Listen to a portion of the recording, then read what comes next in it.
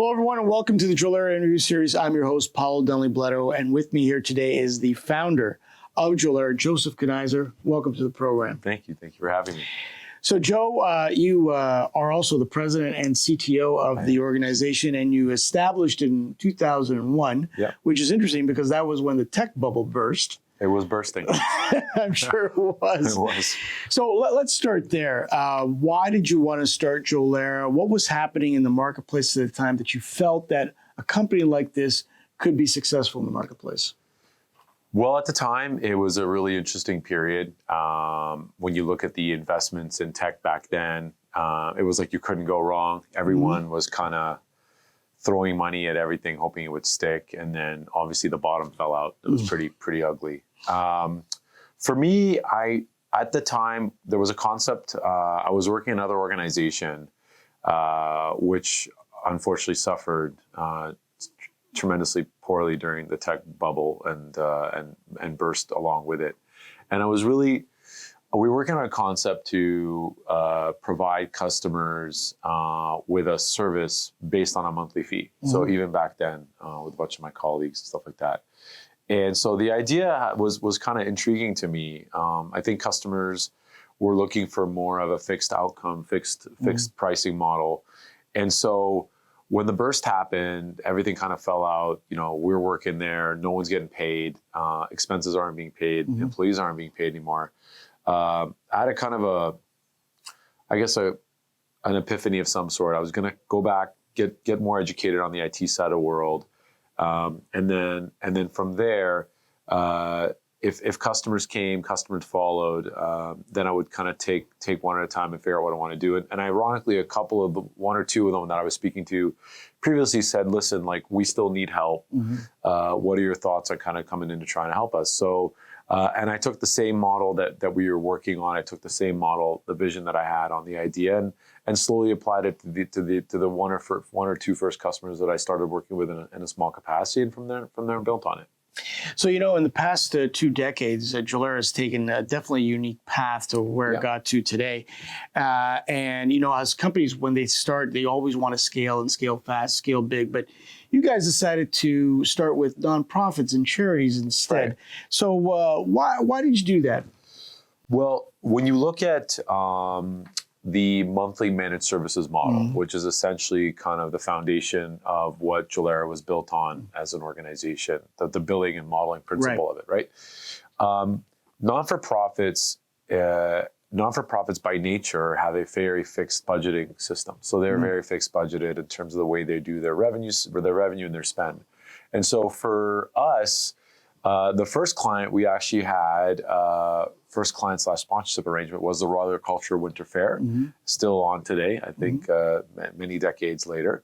And the Royal, after we finished the first kind of year with them, the idea was to kind of do the upfront project for them, and then from there, do a monthly service contract. And then we split it. So part of it was revenue-based and part of it was sponsorship-based. And from the sponsorship, we were able to kind of take customers out, take customers to the event, and gain new customers and gain a great reference from that, right? But from there, having them as a reference point introduced us to other non-for-profit organizations that kind of helped catapult us. And the big one that we ended up meeting because of the Royal was the World Youth Day event. With the Pope at Downsview Park. Yeah, 2002, right? So that kind of started as a really small outfit, small organization. Again, fixed revenue, fixed budget organization. And liked the idea of what Jolera brought to the table. And then we kind of grew with them. And of course, the non-for-profit community, as you know, is small. It's very integrated. And so they referred us to other organizations. And over time, we kind of started to sharpen the monthly fixed service model to fit inside their budgets and provide outcomes. And we got better at it. And we were able to mature it. We started to understand that, you know, that the idea of time and material, billing by hour, which was kind of the thing of the bubble era, if you will. that because of the economic times, people were very cost conscious, and they liked knowing if I pay X, I get X. Right. And so we really, really took advantage of that in the marketplace. And I think we were one of the first that were able to do that from a service dollar to service outcome based perspective. Yeah, it's definitely resonating at the time for sure, doing monthly recurring fixed costs like that. But in roughly around 5 years ago, Joe, I think Jolera made its boldest pivot. Yeah. Embracing the channel, going out to MSPs, and bringing our solutions to market that way. What was the strategic thinking at the time to do that? Well, you look back at those days, and I think, if you look back further than that, actually a little bit, I think Alex and I had a vision around, we knew that services was the game that we wanted to stay in. I think a lot of MSPs and a lot of VARs got very attracted to volume sales on the hardware software side. And the irony of that for Jolera, believe it or not, is that when we got started, we were such a small outfit, and it's not like we had much credit or money.